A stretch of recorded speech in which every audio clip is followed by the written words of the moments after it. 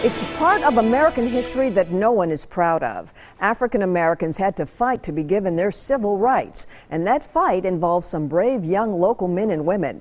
In tonight's School Patrol, you, along with a group of students, will meet one of them.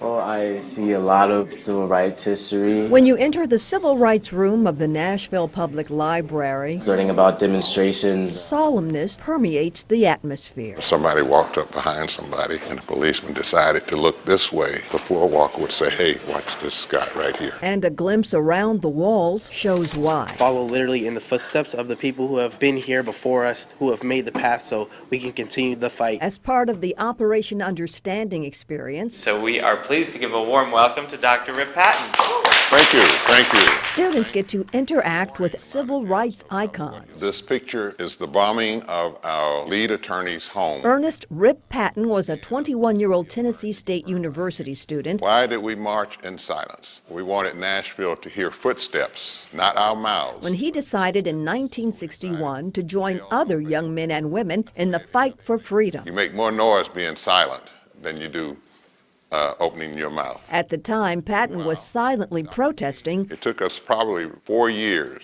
to desegregate all of Nashville. Nashville, like much of the South, was intolerant. Anything that you can think of, it was segregated. Not just lunch counters, hotels, restaurants, swimming pools.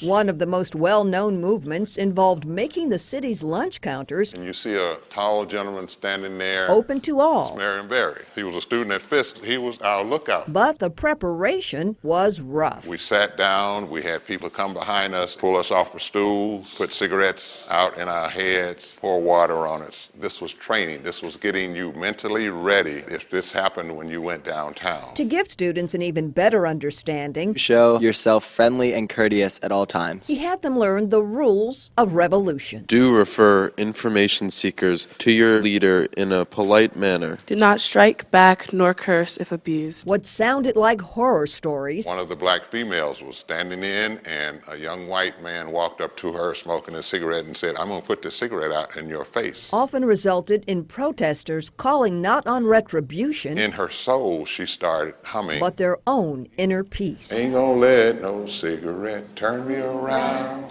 turn me around, turn me around. Ain't gonna let no cigarette turn me around. I'm gonna keep on walking, keep on talking, marching up. Next Wednesday, in part 2 of our School Patrol, we'll hear more from Dr. Patton and hear the students' reactions to his role in the civil rights movement.